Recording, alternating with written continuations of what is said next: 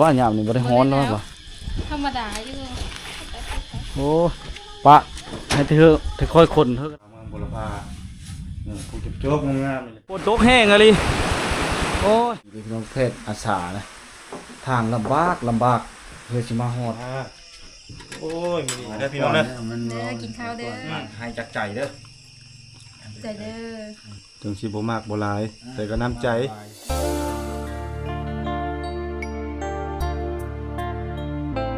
สุดท้ายในมื้อแรกนี้เฮาก็สิได้พักนำมันท่านหมอนี่แหละพี่น้องเนาะมาขอความช่วยเหลือเพิ่นนะเพราะว่ามันค่ำแล้วทุกคนมีที่นอนแล้วจำเป็นแล้วมันมาขอพักน้ำสาวเพศห้องหมอน้อยแก้ไขฉุกเฉินยังโชคดีได้เมืองโบราพาที่เฮามาเนี่ยยังมีอัน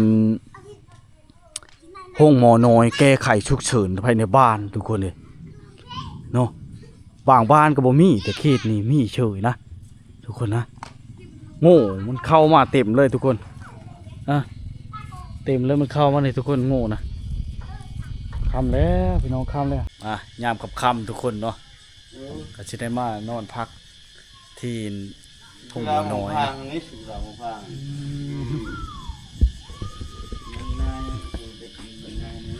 เรื่องของสัพพะเฮาก็บ่มีอย่างหลายเลยอาศัยไผ่พึ่งนายย้อนเพิ่นนะพี่น้องเลย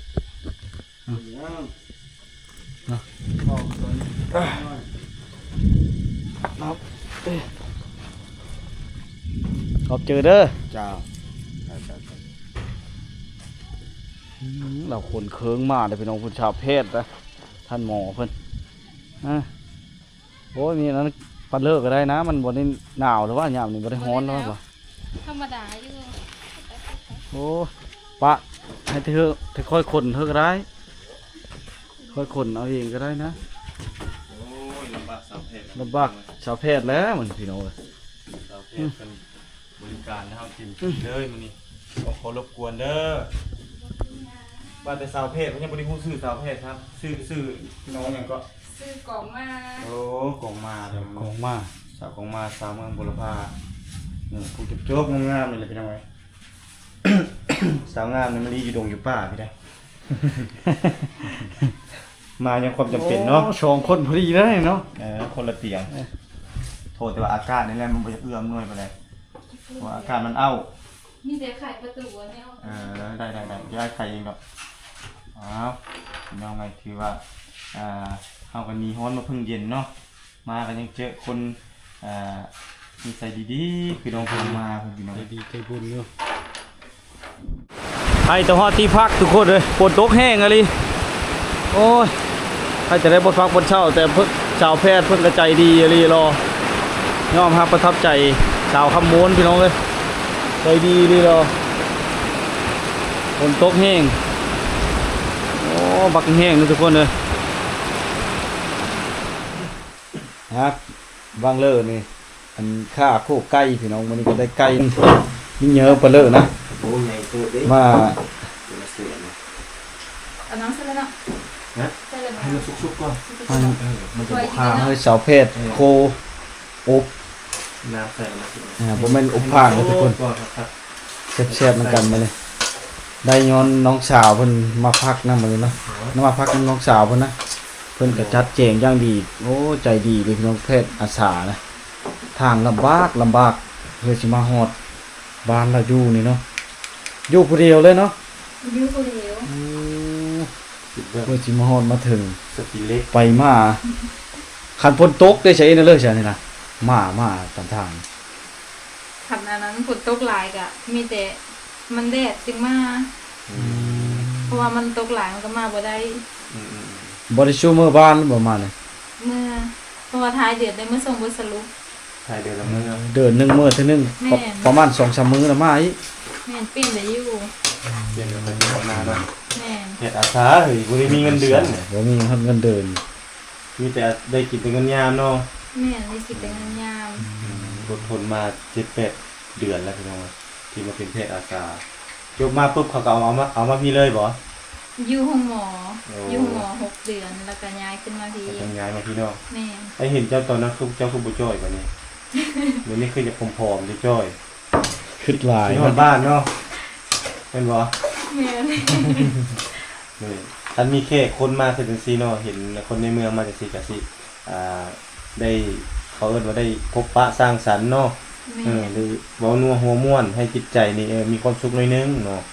ดีกว่า อยู่ผู้เดียว อยู่เดียวนี่ให้เหงาได้บ่มีภูมิอารมณ์มาเห็นมาเว้านี่แหละเคยผ่านมาเลยเด้เคยผ่านมาแล้วจังซี่นะไปเจอมาแล้วกับตัวเองนะคันได้เห็นรถก็คืออันเด็กน้อยในชนบทนั่นแหละคันเห็นรถใหญ่มานี่โอ้ฟ้าวแรงไปเบิ่งแล้ว แม่น เนมแล้วแม่นบ่ เพิ่นนอนอยู่กับลูกมาเบิ่ง จะกลับย้อนกลับไปคือสมัยเฮายังน้อยเลยนะ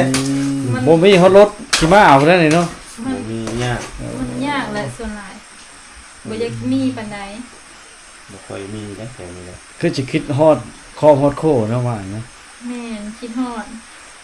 คิดฮอดพ่อคิดฮอดแม่คิดฮอด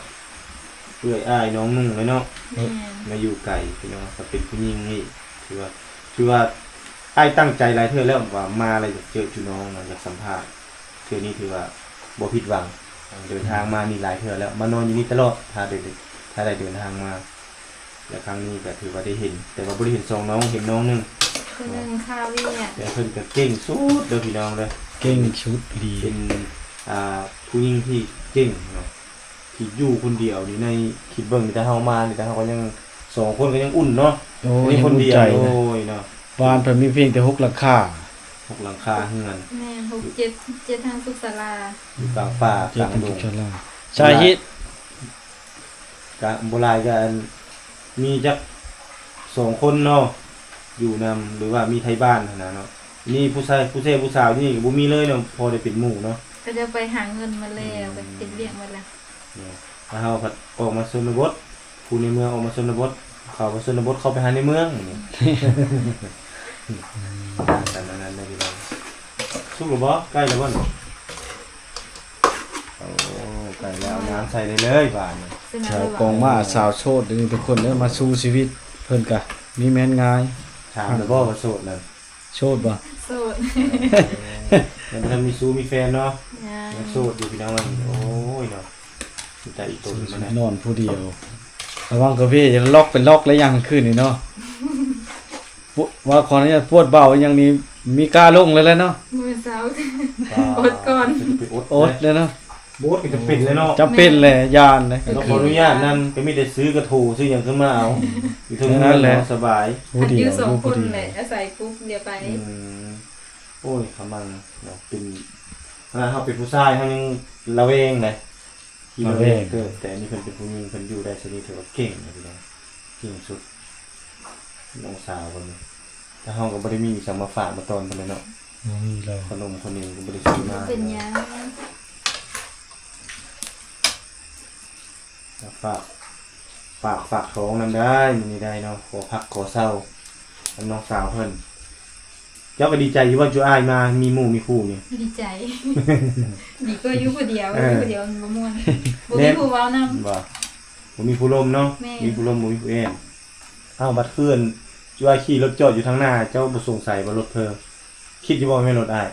บ่ บ่คิดเนาะ บ่ หมู่ซะเนาะ บ่ฮู้ซ้ำบ่คิดว่าเป็นแค่ คิดว่าเขาสิไปไสเนาะอย่างเงี้ยเนาะเขาสิขึ้นรถแห่บ่เขาหรือว่าเขาสิมาพักอยู่นี่เนาะก็คิดอยู่ว่าสิไปพักไว้แห่บ่หรือว่าสิพักอยู่นี่พอดีเห็นเนี่ยเห็นน้องอยู่นี่เขาไปพักอยู่นี่ดีกว่าเพราะว่าอยู่นี่นี่หนึ่งก็บ่อนพักบ่อนเช้าก็สะดวกกว้างขวางเนาะสองหลังแล้วก็ห้องน้ำห้องในเนี่ยก็มีครบแต่ถ้าเฮาลงเฮือนประชาชนฝนตกอีกมื้อนี้ ฝนตกอีก หมู่ไล่ก้นเลยอู้เอาถ้าแม่เจอเอาพาพ่อเต้ไปผจญภัยครับนั่นนั่นแหละก็จะบ่ไหว บรรยากาศในแบบมัน60 ปี สมัยก่อนเลยนะคือหลังแล้วเพราะว่าบ่มีไฟฟ้าบ่มีสัญญาณอินเทอร์เน็ตเลยทุกคนตัดขาดจากโลกภายนอก ตัดจากโลกภายนอกเลย ได้รถจักรหมดแต่ใช่มาจอดอัน ในหน้าเฮิรนก็ดีใจเล่นมาเบิ่งเนาะ จะเอานั่นก็ได้เหมือนจะเอานั่นกวบไว้เหมือน ไก่ เลย ไก่ ลองโอบกวบเลย ไก่ โอเควันนี้แต่มันสุกเนาะแล้วก็ซีมเบิ่งอันนี้เอาให้มันได้กินขี้มือน้องสาวกองค่ำมื้อนี้พี่น้องเอ้ยกองม้าเนาะ จับมาพี่ ใช่เราซื้อขึ้นมาเองมันสิเน่าเลยนะคะ นี่ น อันนี้คันสมมุติว่าจูอ้ายบ่มานี่อันนี้คืออาหารแรงแม่นบ่ แม่นอาหารแรง ปลาครับ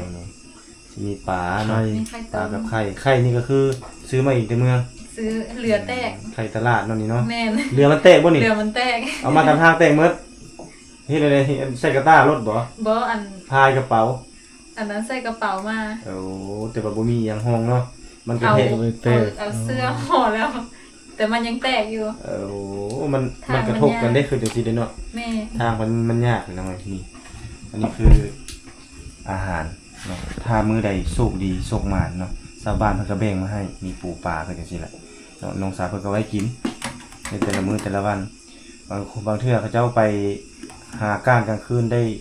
กบได้เขียดเขาเจ้าก็แบ่งมาให้แม่นบ่ แม่แบ่งให้กิน พอได้อยู่ได้กินน้ำเนาะ แม่ ถ้าบ่มีได้มันนี่เอากินอีหยัง บางเทื่อคงกินที่เขาซื้อขึ้นมา เอาเอาซื้อขึ้นมาบัดนี้บ่มี บ่มีเงิน ไฟบ่มีหยังนี่เฮ็ดจังได๋บัดนี้ มีหลายอย่าง คือ เฮ็ดแห้ ซื้อง ซี บ่ นหมูซีหนังขึ้นมากับเอื้อไว้เฮ็ดแห้ง โอ้ตากแห้งเนาะ แม่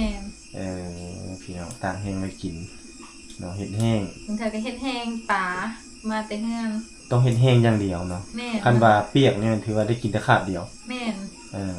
เพราะฉะนั้นนี่ก็ถือว่าเน่าทิ่มละละเพราะว่า แม่ บ่มีตู้เย็นเนาะไฟฟ้าเพิ่นก็ใช้โซลาร์เซลล์นะแถวนี้แหละ โซลาร์เซลล์นี่เชื่อตู้เย็นบ่ได้บ่ บ่แล้วซากมีแต่ซากแบตซื่อๆนี่ก็มีแต่อันนี่หม้อไฟน่ะมันก็บ่ได้เนาะ แม่น มันก็ได้แต่ไต้ ได้ แต่ไฟดอกเดียว โทร นึง ศัพท์ แม่น ไต้ไฟ จากโทรศัพท์มันก็เป็นไฟโอนนะไฟโซลาร์เซลล์มันบ่นั่นนี่แหละพี่น้องดีที่ว่ายังมีปลากินเด้บางเทื่อนี่กินผักกินหยังไปนั่นแหละเนาะ คือเบ้คืออย่างกินตำป่าน้ำดงแล้วแต่ก่อนนี่เขาว่าเขาปล่อยเบ้ไปแล้วว่าอยู่อยู่เหนือพุ่นว่าค่อยนี่แหละเป็นเบ้แต่ก่อนเขาเอิ้นเบ้ หาเก็บมักแข้งเนาะเก็บผักนอกแม่นบ่แต่ก่อ ข้าน งน เนาะ อกผักกูด เนี่ยผักกูดบัดง่องเขาเอิ้นผักกูดแล้วก็เอามาต้มมาลวกกินกับแจ่วแต่ก่อนสมัยอ้ายให้เด็กนี่น้ำมอนึงเข้าจังซี่อ้ายเอาปลาแห้งมาแต่บ้านแม่ตากแห้งให้แล้วก็มากับคั่วปลาแห้งบ่กับปิ้งแล้วก็ป่นใส่โคกนั้นเอาเกลือไปนัวมะเขือใส่แล้วก็ทอกน้ำมอนึงจอกใส่แล้วก็คนๆแล้วก็จ้ำกินแต่ก่อนเอามาแข้งมาเขือมาหยังแล้วตามป่าตามดงมากินก็เลยบ่ตุ้ยบ่พี่น้ำมูกจะคือตอนนั้นน่ะจ้อยๆเนาะอยากกินหยังก็บ่ได้กินคืออยู่ในเมืองนี่อยู่ว่าบ่มีก็พอได้กินอยู่เนาะ แม่นพอได้กินอยู่ อยู่เมืองเฮาอันนี้เพิ่นอยู่บ้านเพิ่นเฮ็ดได้เนาะจำเป็นก็อยู่ไปพี่น้อง กินซ้ำ ใช้แนวคิดหลายอันหนึ่งเนาะอันที่สองก็คือนี่แหละเอาเรื่องอาหารเนาะมันบ่สมบูรณ์แบบมันบ่เพียงพอแม่นบ่ แม่น อืม ตอนนั้นแบบอยู่บ้านเฮาเดิหาว่าสิย้ายมาตอนที่ไหน กำลังย้ายบ่ส่งนั่นน่ะ แม่นมาเทศบิดเลยแหละ เนาะหามรถเนาะได้หามรถช่วยอยู่น้องเนาะมาพอดีลงเมืองคือกันก็เลยหามรถช่วยน้อง เพราะว่าเฮาคิดใส่ว่าผู้หญิงเป็นเพศที่ว่าคันสิว่าแล้วก็ผู้ชายมันก็สิแข็งแรงกว่าคันสิว่าแล้วเนาะผู้หญิงนี่ก็สิให้ผู้หญิงไปหามรถคิดเบิ่งเนาะมันก็บ่อยากไหวเลยพี่น้องเอ้ยเราก็เลยได้ช่วยกันอันใดพอช่วยได้เราก็ช่วยเนาะมื้อนี้ก็ถือว่าโชคดีที่เดินทางมาก็ยังเจอน้องสาวเพิ่นเนาะแต่บ่เจออีกผู้หนึงเนาะผู้หนึงชื่อหยังก็ผู้หนึงอะ ซื้อคำจร โอ้นางคำโจรเนาะสาวคำโจรอันนี้เป็นสาวกงมาเนาะกงคำบ่เจอนะ เอามาเป็นพิษ โอเค หอมเตะดักตะโตดบานนี่พี่น้องเอ้ย โอเค อันนี้ กินข้าว อบไก่ กินข้าวนำน้องสาวเพิ่นก่อนมื้อนี้เฮาคอยเพิ่นมีหมู่มีคู่ได้แอนได้ลมนำบ่ซั่นน้องเพิ่นก็เหงาอยู่แต่เฮาก็เหงาแล้วคันบ่มีคนอยู่นี่คันน้องสาวเพิ่นบ่อยู่คือสิบ่ได้มาพักอยู่นี่มัน อาจารย์เพชรได้เขาเอิ้นนายอันนี้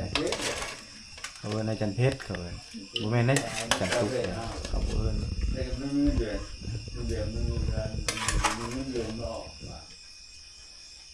เพิ่นไม่ได้ชอดแล้วนี่ จงไว้ละไปมันหมดคน3คนนึง พาเข้าบ่กระตุกเอามาให้น้องโอเคมานี่ดูเกินขัวไก่ รวย ตาจานรวย จะรวยโอ้ยเราไม่เป็นเนาะ เจ้าละโอเคได้มาโอ้ยมื้อนี้ได้น้องสาวเป็นนางเอกนี่เนาะ น้องสาวเป็นสาวชูดีหรอกชูจนบ่จักแนวเว้าเลย โอ้ตามชายนะ เนาะบาดนี้ไปรับประทานอาหารค่ำแล้วพี่น้อง คำหนึ่งครับใช่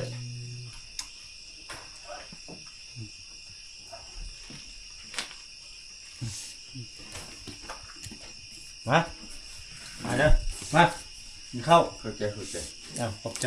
กินแล้วบ่ กินแล้ว กินแล้ว กินแล้วเลย มาเด้อพี่น้องเด้อ มัน เด้อกินข้าวเด้อ กินข้าวนำกัน พี่น้องมาแล้วยังได้กินอยู่เนาะ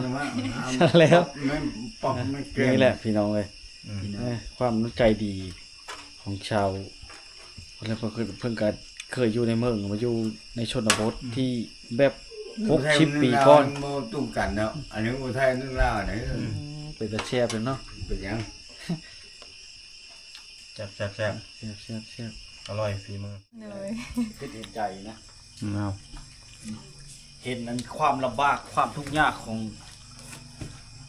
ชาวเทศพี่น้องอาสานะจากเคสนั่นเลยมาเห็นใจมากให้จากใจเด้อ ใจเด้อ ถึงสิบ่มากบ่หลาย แต่ก็น้ำใจ แม่ น้ำใจมาเห็นความลำบากของน้องโอ้ลำบาก สู้ซน ทางมากอะคันว่าผู้เดียวนี่บ่กล้ามาเลยเฉพาะอ้ายเองนี่บ่กล้ามาถึงสิเคยมาก็มาอันนี้ก็มาในทีมงานเพิ่นเนาะบ่กล้ามาย่อมมื้อนี้ มาเห็นน้องอีกว่าบางครั้งมาผู้เดียวให้ห้ามรถห้ามล่างบัดนี้ยามฝนนี่จักสิมื้อได้เลยนี่